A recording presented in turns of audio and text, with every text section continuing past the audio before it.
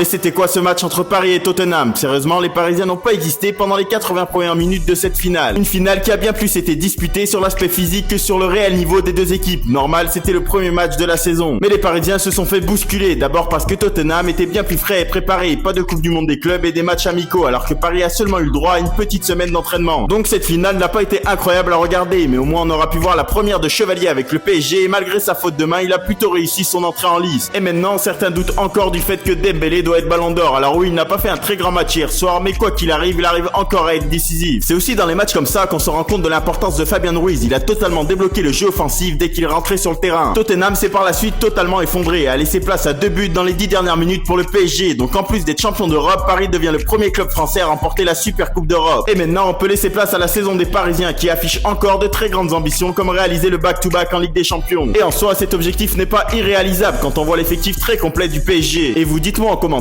si le PSG est capable de réaliser le back-to-back.